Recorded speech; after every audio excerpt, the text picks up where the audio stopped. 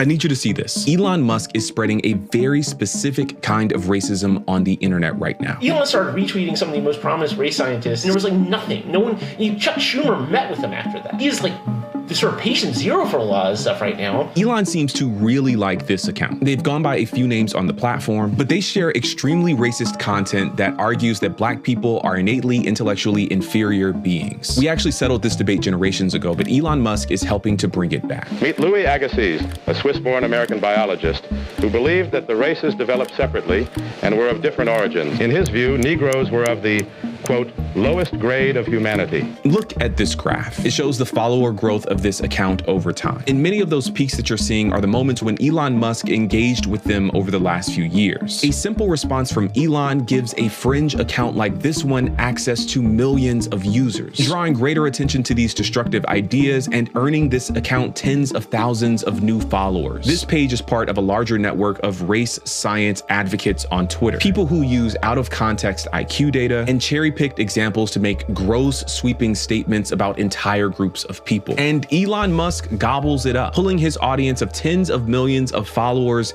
down the rabbit hole with him. And I'm not the only one who recognizes Elon's impact. They know that he's the best thing to happen to their racist ideas too, saying that he's done more to raise awareness for their cause than anything else. People are not being convinced by the strength of the empirical argument. They're being convinced by the appearance of the empirical argument. That's Will Stansel. He's an attorney and he's been fighting against this army of bigots for months. People are almost more susceptible to simpler, charts with like race and IQ than they are to the really complicated stuff. The simple stuff, they can look at the chart and there's a line, there's a line that says Black Americans and it says IQ 70, white Americans IQ 101, and people go, well, that's it then. This is the most basic statistical error in the book. Is the correlation doesn't equal causation. Now, if you encounter this content in the wild, there are graphs and academic sounding language saying that IQ data proves that people of European descent are intellectually and genetically superior. You may know that it's wrong, but you may not have the language for it. So I reached out to Dr. Sasha Gusev. My name is Sasha Gusev. I am an associate professor at the Harvard Medical School. I am a statistical geneticist by training. I asked him if there was any scientific legitimacy to the claims that these people were making. So I think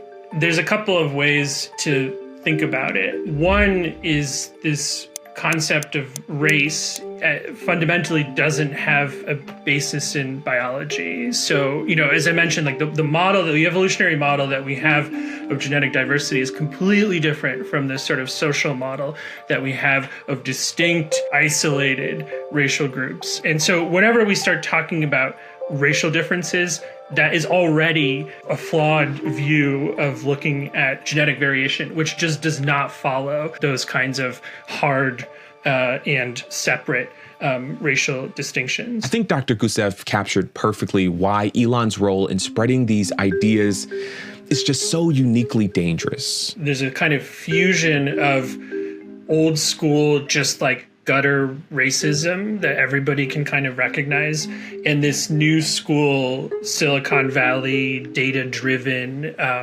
analysis. And I think that is very confusing to people. And a lot of times they don't know what to do with it. They say, hey, there's this thing that I understand is ugly, and then there's somebody posting 100 charts that seem to support it. Talk to me, why are you engaging in this online? I mean, you're a busy scholarly individual, you're a professor. What brings you to Twitter to argue with derps online?